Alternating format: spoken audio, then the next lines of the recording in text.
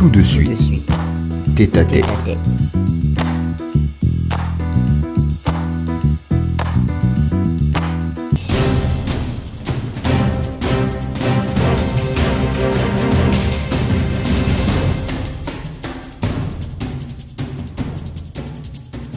Bonsoir à tous. Bienvenue, chers internautes, amis d'Alpha TV. Alors aujourd'hui, deuxième numéro de l'année 2025 de votre émission Tête à Tête. Aujourd'hui, nous allons parler d'un tout autre thème, notamment lié aux élections présidentielles dans plusieurs pays et particulièrement le Gabon. Vous savez, le Gabon en 2025 va connaître une période assez particulière avec l'évidence du retour à l'ordre constitutionnel dans le pays, ce qui implique en amont la tenue des élections à la fois présidentielles, législatives et municipales. Et nous allons parler d'un thème assez particulier sur le fair play politique, parce qu'il faut le dire, dans plusieurs pays en Afrique, on observe toujours des crises après la tenue, sinon même pendant ces périodes-là, du fair play politique. Et pour en parler, nous recevons ici le président du cordon qui se nomme Raoul Ovono Abesolo. Président, bonsoir. Bonsoir. Alors, bienvenue.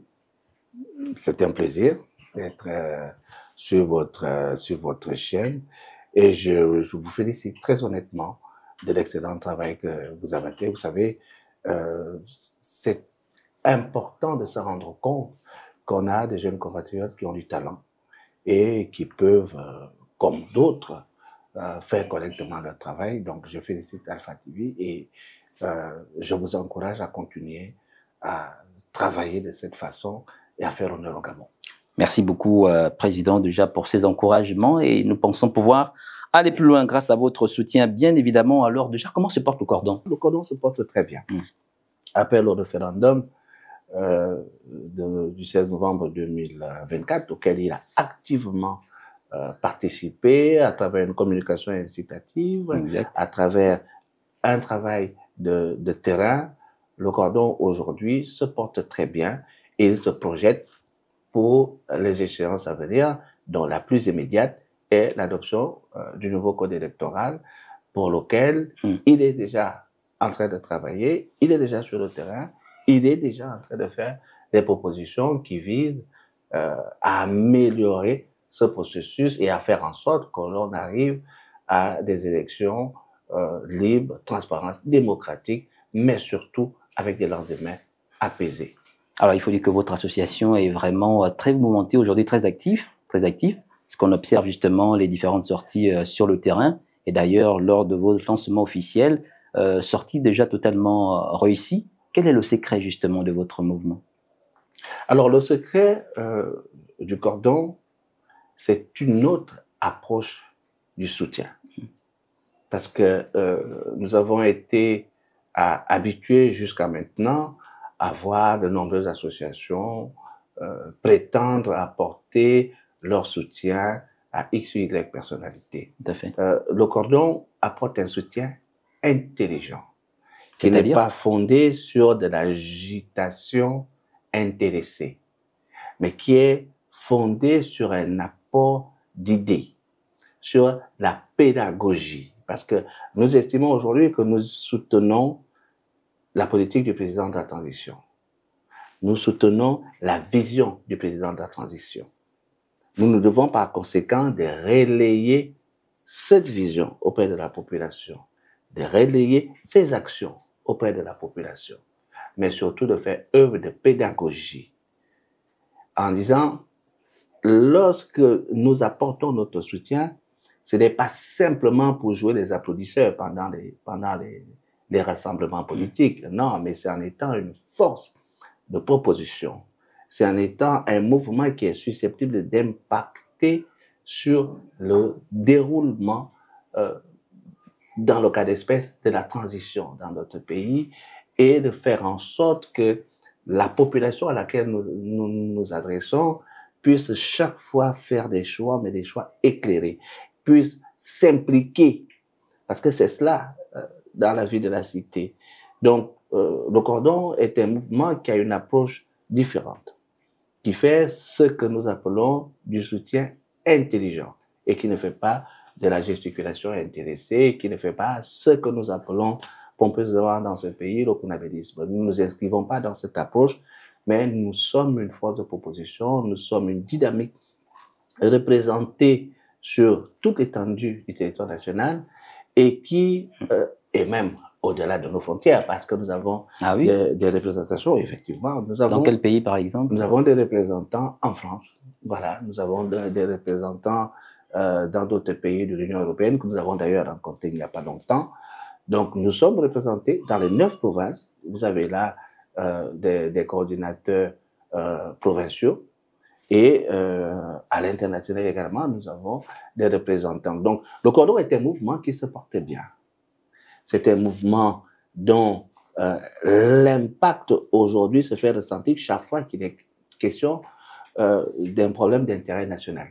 Et chaque fois que le président de la transition a besoin de savoir que le Gabon est derrière lui. Il a dit, j'ai besoin de vous. Il a besoin du Gabon. Il a besoin des Gabonais.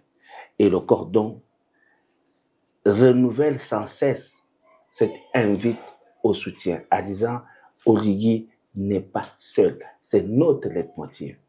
Et nous ne manquons aucune occasion de donner suite à ce que nous avons appelé l'appel de Tchibanga. On a entendu le président de la transition dire qu'il a besoin du soutien de ses compatriotes, avec lesquels il compose chaque fois.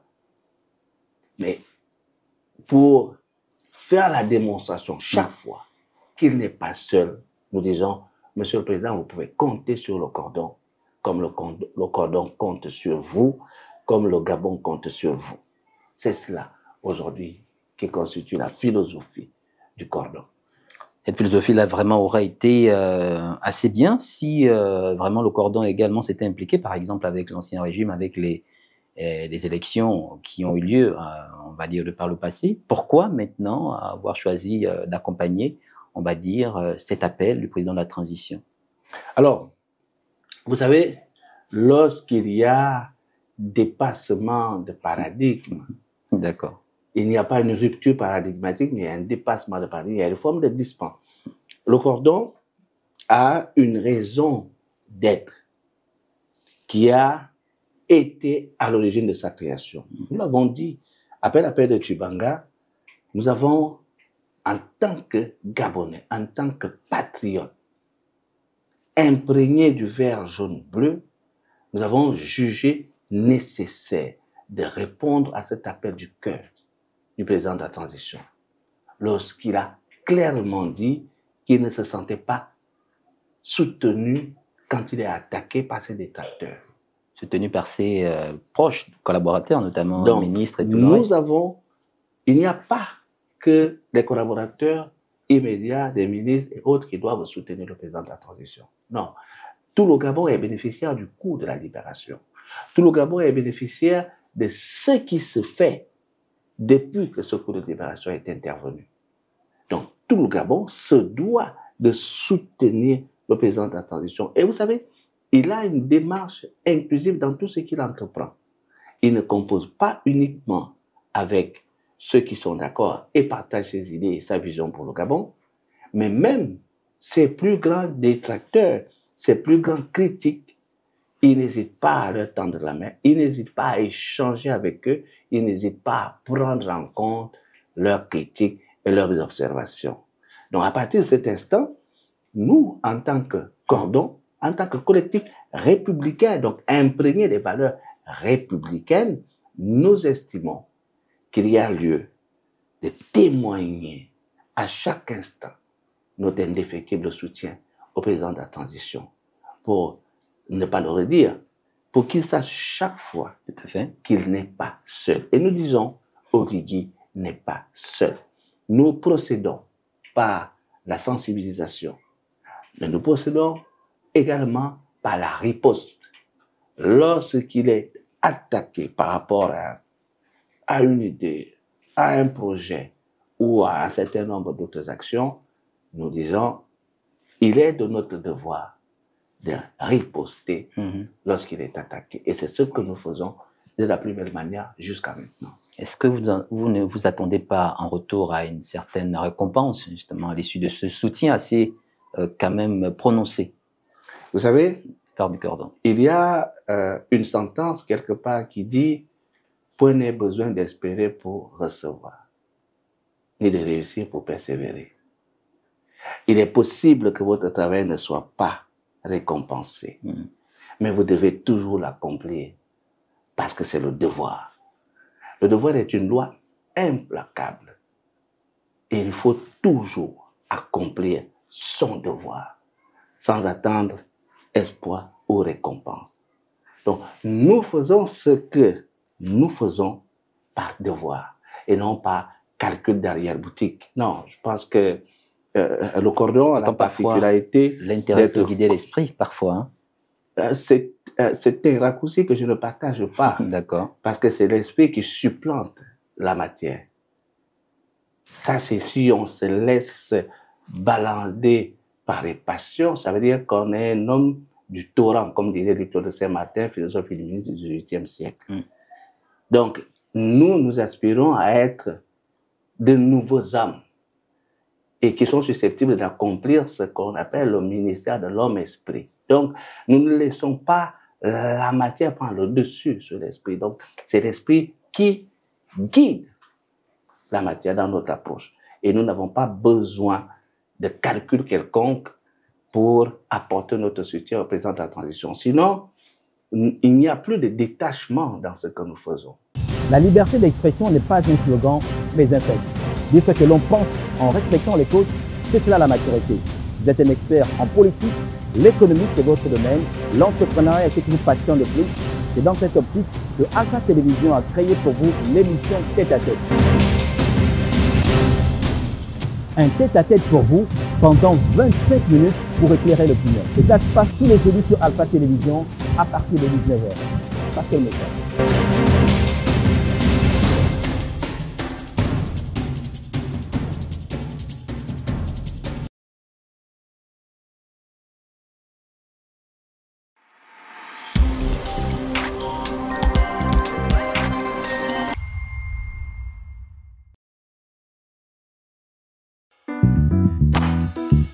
Tout de suite, tête à tête.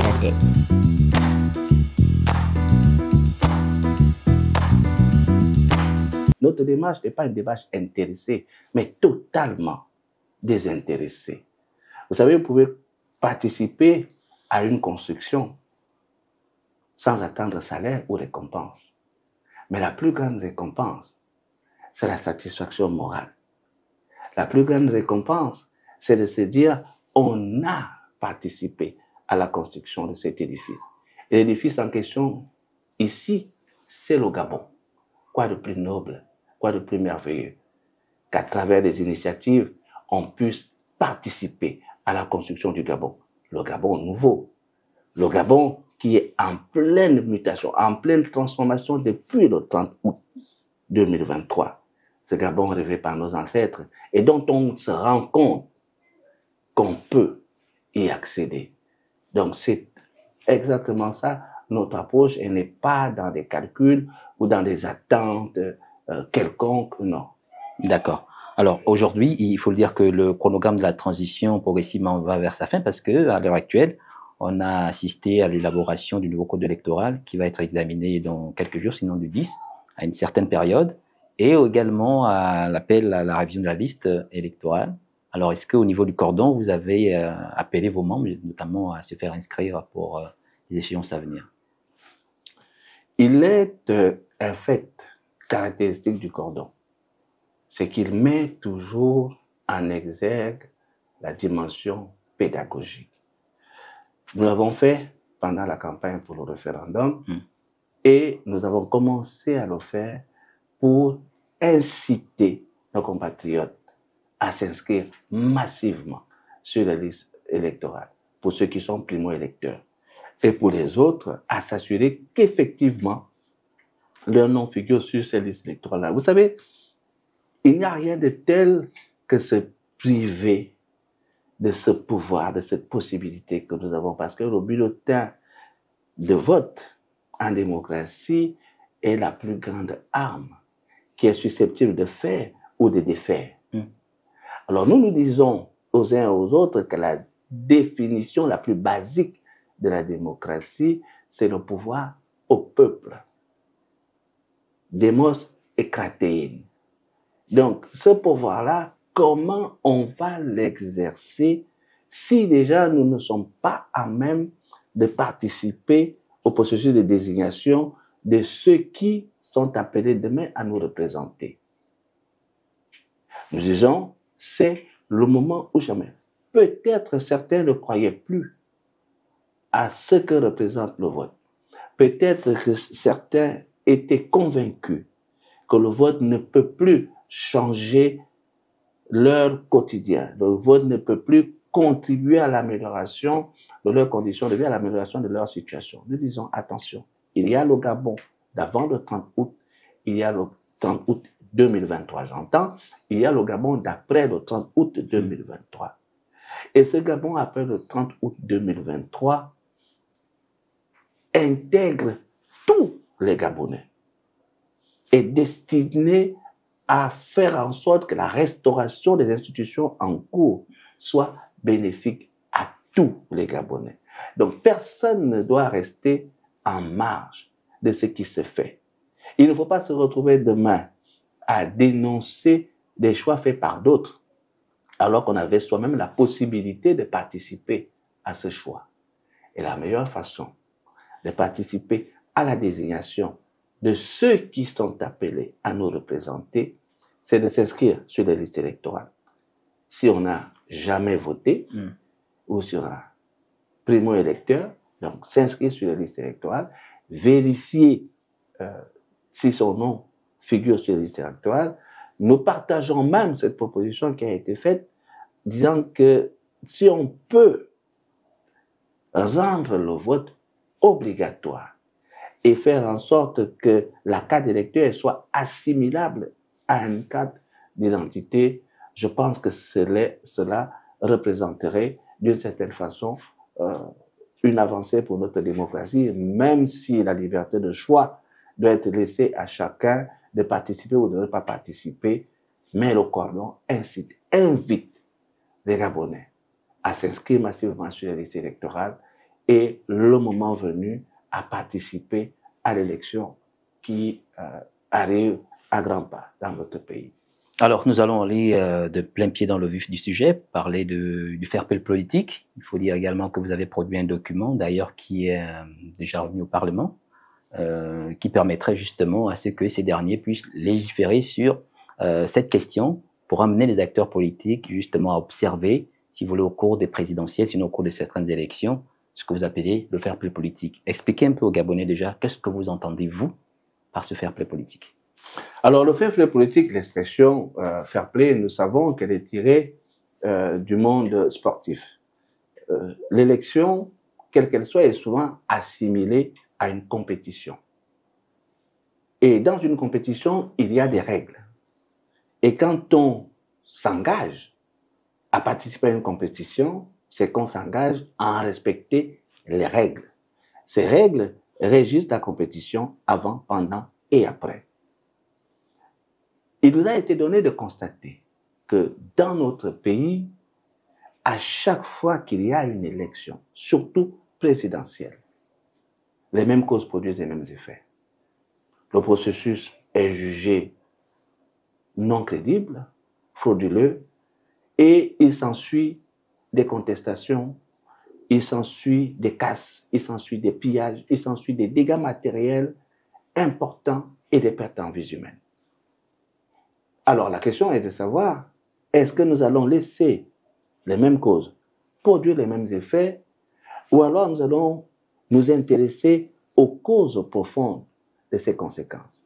Parmi les nombreuses causes qui peuvent être émises, nous restons convaincus, nous au cordon, que l'une des causes tient au discours politique, à la qualité du discours politique, qui très souvent, pour certains candidats dénués d'arguments, n'ayant parfois même pas de projet de société, prennent des raccourcis en agitant l'épouvantail de la division, l'épouvantail de la haine, en utilisant à souhait des discours haineux et même en faisant des appels à la violence.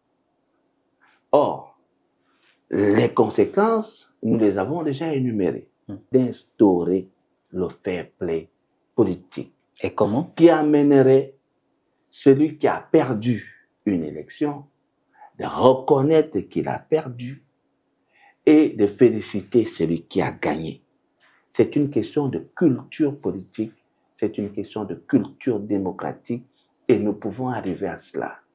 Mais pour arriver à cela, il faut que la démarche intègre une dimension pédagogique parce que les hommes politiques doivent être sensibilisés à ce fair play politique, mais également une dimension coercitive.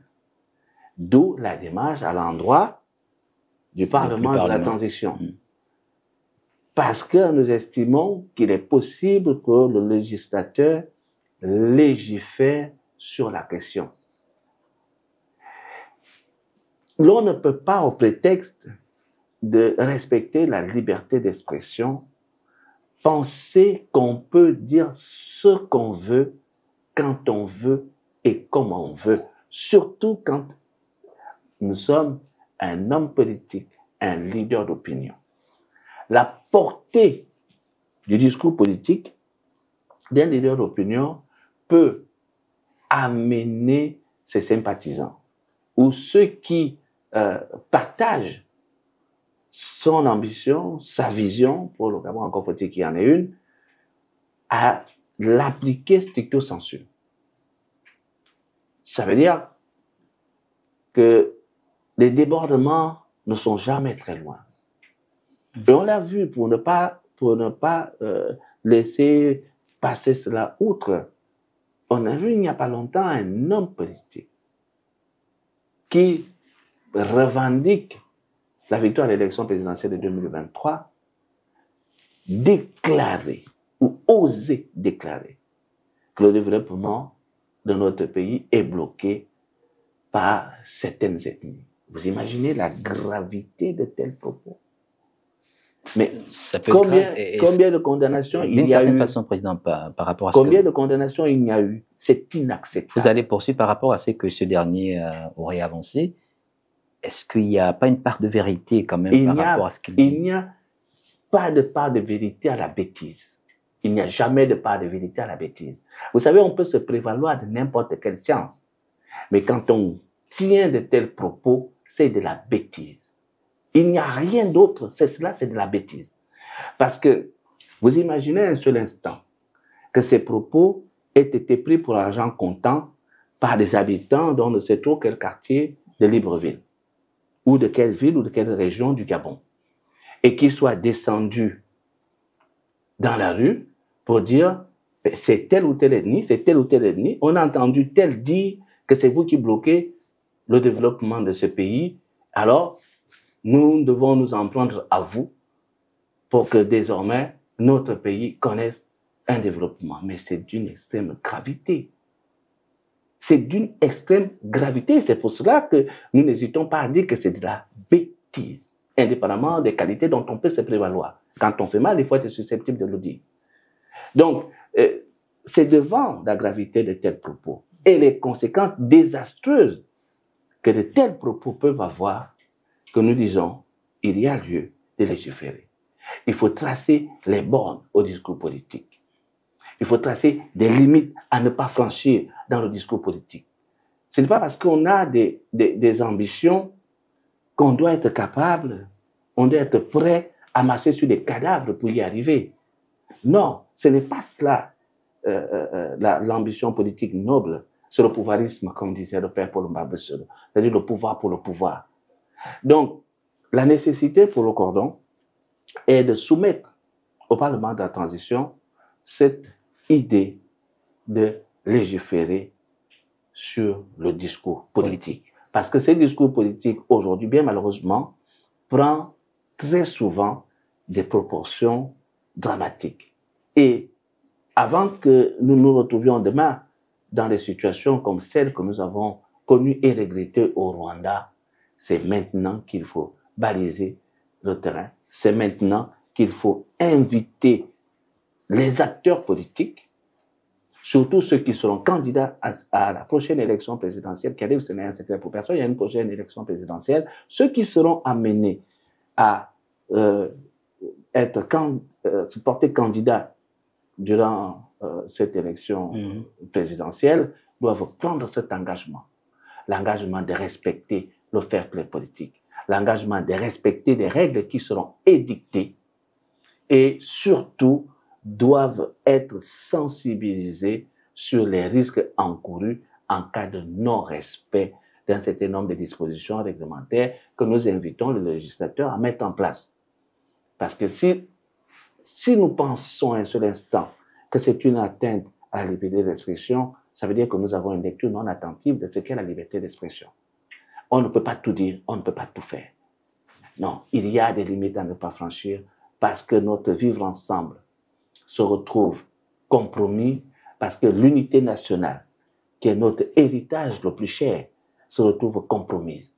Il ne revient à personne. Personne n'est au-dessus du Gabon, vous savez. Quelles que soient les qualités dont le candidat peut se vanter ou se prévaloir, il n'est pas au-dessus du Gabon. Seul le Gabon doit être le Gabon d'abord. Parce que nous allons tous à un moment ou à un autre passer et le Gabon demeurera.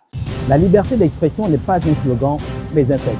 Dire ce que l'on pense en respectant les causes, c'est cela la maturité.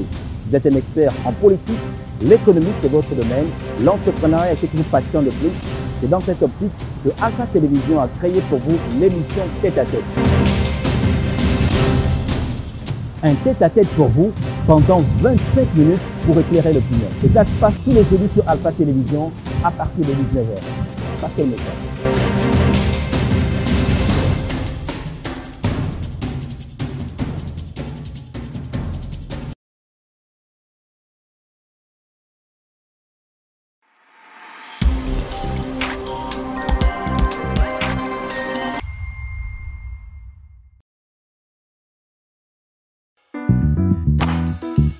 Tout de suite, tête à tête.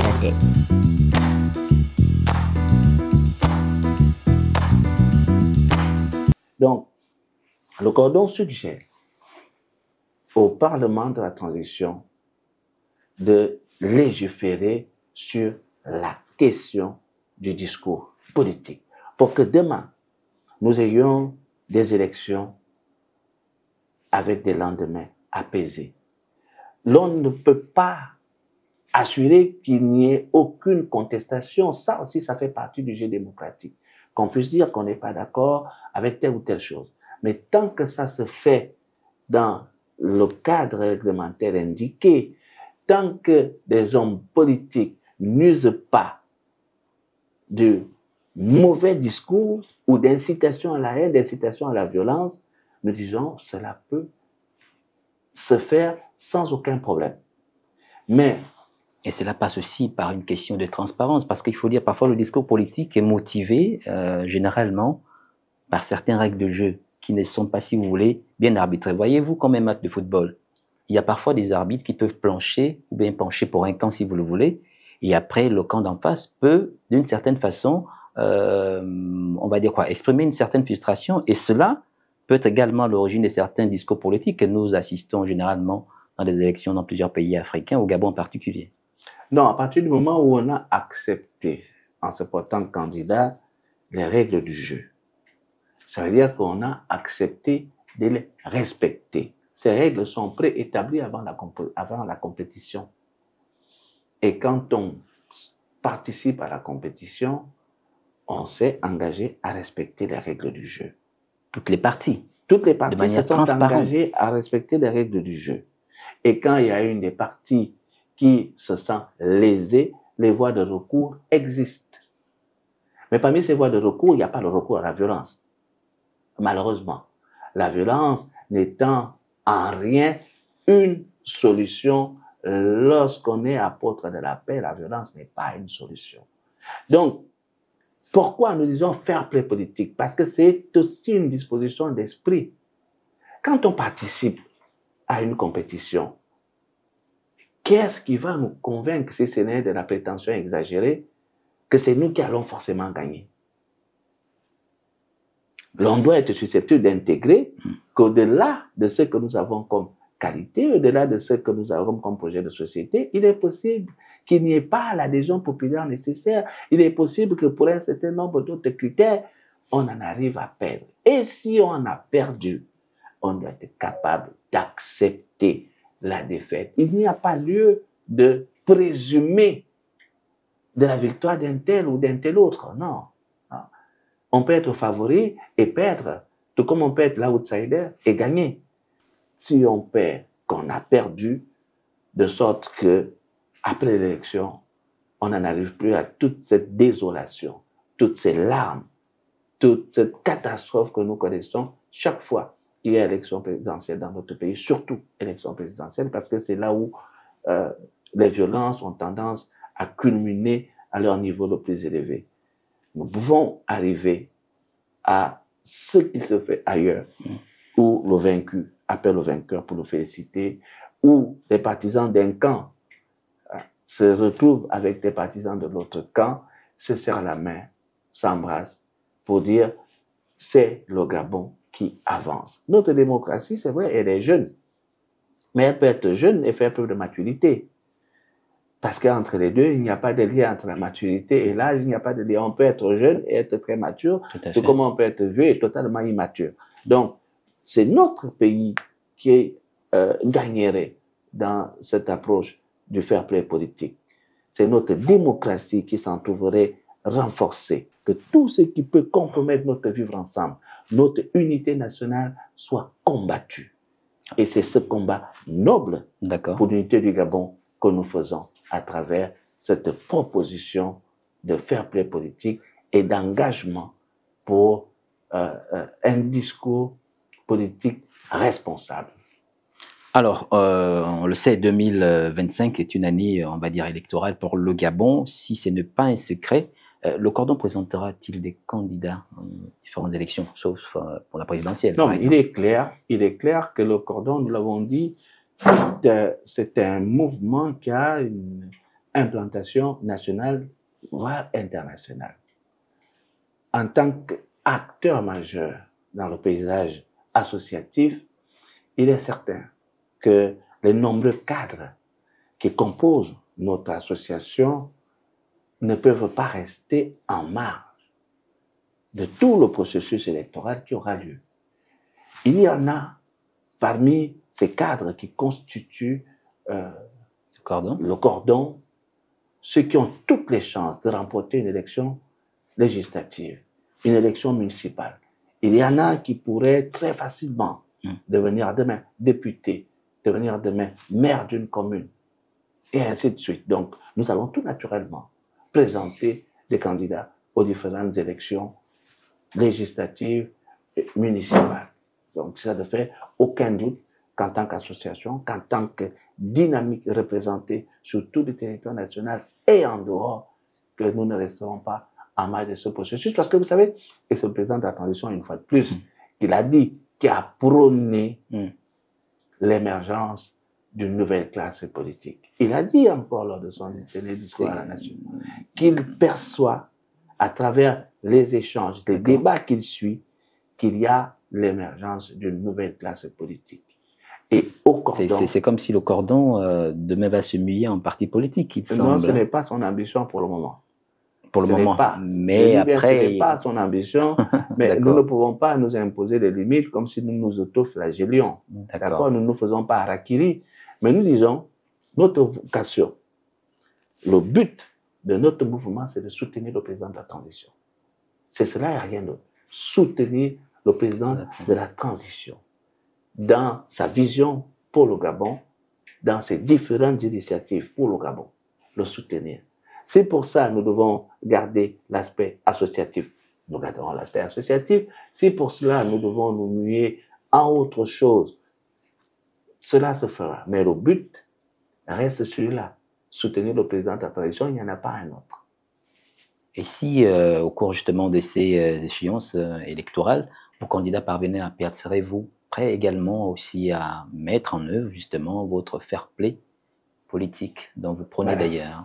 Nous ne pouvons pas être en train de promouvoir la mise en place de l'élection d'une valeur comme le fair play politique et être les premiers à les fouler aux pieds. Non, je ne pense pas. Les membres du cordon sont imprégnés des valeurs qu'ils défendent, qu'ils promeuvent. Ils en sont imprégnés. C'est-à-dire que nous ne pourrons pas être ceux qui invitent les leaders politiques, les leaders d'opinion, à faire preuve de fair play politique et ne pas nous-mêmes en faire preuve. Non, je pense que nous essayons, autant que faire se peut, de respecter ce que nous prenons comme engagement et ce que nous défendons comme valeur, ce que nous faisons comme combat, dans le cadre justement de l'initiative qui est la nôtre en ce moment, c'est de promouvoir ce fair play politique et nous serons les premiers à respecter et à faire preuve de fair play politique. Et ça demande beaucoup de moyens, très honnêtement, Président, devant les téléspectateurs qui nous regardent. Est-ce que vous serez soutenu en tant que mouvement associatif par les autorités actuelles? Alors nous considérons qu'il y a comme une forme d'infantilisation de la jeunesse gabonaise. Il y a comme une idée fortement ancrée que le jeune Gabonais ne peut pas prendre l'initiative sans qu'il y ait quelqu'un derrière qui est en train de tirer les ficelles. Parce que ça demande des moyens. Au cordon, vous savez, entre l'efficience et l'efficacité, il y a une différence. Vous pouvez être efficient, c'est-à-dire faire de très bonnes choses avec peu de moyens. Et c'est cela que nous privilégions, l'efficience. Nous essayons, autant que faire se peut, le cordon est composé... Donc ça veut dire que vous n'avez pas assez de moyens. Des membres de qualité. Le cordon est composé de membres de qualité et ensemble, ils essayent toujours, avec les moyens qui sont les leurs, de faire en sorte que leur message et leur mission se déroulent du mieux possible. Mais qu'à cela ne tienne, si en tant qu'association, parmi les ressources qui composent l'association, nous recevons dons et legs, nous ne dirons pas non. C'est-à-dire si demain Alpha Télévision décide de nous soutenir, disons, tant mieux. Et c'est déjà mal. Et nous vous le disons, nous le ferons. Et tant mieux. Voilà. Donc, et c'est même déjà en nous invitant sur vos antennes une façon de soutenir les initiatives du cordon. Et c'est ainsi. Et je pense que nous sommes une génération. Nous sommes plusieurs générations dans ce pays qui refusent cette infantilisation, qui refusent qu'on pense qu'ils sont dans les capacités de pouvoir prendre des initiatives sans nécessairement qu'il y ait une main noire derrière. Non, nous ne sommes pas de cela, nous ne faisons pas partie de cela. Et malheureusement, il y en a qui nous prêtent d'énormes moyens, alors que ce n'est pas le cas. Vu la qualité et la hauteur de vos organisations, il y a des jeunes Gabonais, des jeunes Gabonaises qui mettent ensemble leurs talents respectifs et qui décident de porter un message. Vous savez, nous assimilons souvent le cordon à un laboratoire de talent, où chacun, comme un ouvrier sur les chantiers, vient avec des outils dont il a la maîtrise. De manière bénévole, de manière bénévole, je voulais dire, parce que c'est pas toujours facile à la construction des édifices sans attendre salaire ou récompense. Chacun vient avec des outils. Et ça, c'est peut-être vous. Est-ce que tout le monde est imprégné justement de cette philosophie? Tout le monde est imprégné de cette philosophie. Je puis vous assurer, vous pouvez interroger n'importe quel membre du cordon, il vous le dira. Tout le monde est imprégné. Vous savez, il y en a, comme vous, qui font dans la communication, qui n'hésitent pas à mettre le matériel de communication au service du mouvement, au service du collectif, sans nous exiger quoi que ce soit. Et nous en sommes arrivés à un point où d'autres associations veulent se joindre à nos initiatives. Et nous l'avons vu pendant la campagne pour le dernier référendum. Donc, le cordon, c'est un laboratoire de talent où de jeunes Gabonais sont convaincus de ce qu'ils représentent, de leurs avantages comparatifs, et s'appuyant sur ces avantages comparatifs, s'appuyant sur leurs talents, décident de mutualiser leurs efforts pour apporter au président de la transition le soutien dont il a besoin en toutes circonstances et en tout lieu. C'est cela le cordon. Alors on observe également aujourd'hui, Président, plusieurs mouvements associatifs faire appel à la candidature du président de la transition actuelle, le président Brice Clotaire Oligui Nguema, à se porter justement aux prochaines présidentielles. Est-ce que c'est le cas également du cordon? Vous savez, le cordon reste convaincu que s'il y a un appel à la candidature du président de la transition, ça doit être un appel du peuple. C'est le peuple qui doit faire cet appel, et non une association, quelle qu'elle soit. Ça doit être l'appel du peuple. Le peuple qui l'a libéré le 30 août 2023, après avoir observé le déroulement de la transition, et je vous passe la suite des considérants, estime qu'au regard d'un certain nombre d'éléments, celui qui a porté cette transition, qui a été à la tête de cette transition, mérite de continuer l'œuvre entamée. Et là, c'est le peuple qui fait l'appel. Donc, s'il doit avoir un appel pour le cordon, s'il doit avoir un appel, ça doit être l'appel du peuple. Et pas l'appel d'une association, quelle qu'elle soit, mais l'appel du peuple. Alors, Président, vous aurez certainement souhaité aborder un point que nous n'avons peut-être pas mentionné au cours de notre échange. Si vous le souhaitez, en guise de mot de fin, peut-être aborder un autre point pour éclairer l'opinion par rapport à votre mouvement et on va dire également le projet que vous avez remis aux mains du Parlement. Alors, il est certain qu'aujourd'hui, un nouveau code électoral va être soumis au Parlement de la transition. Ce nouveau code électoral contient des innovations majeures. Mais le cordon reste convaincu qu'on peut y adjoindre un élément nouveau. La régulation du discours politique, l'encadrement du discours politique. C'est pourquoi le cordon initie cette campagne aujourd'hui pour amener le Parlement à légiférer sur le discours politique. Notre souci, notre souhait, comme celui du président de la transition, est de voir les prochaines élections présidentielles se dérouler dans le calme, dans la transparence, dans le respect des règles démocratiques. Et surtout que les lendemains de cette élection présidentielle soient des lendemains calmes, des lendemains apaisés.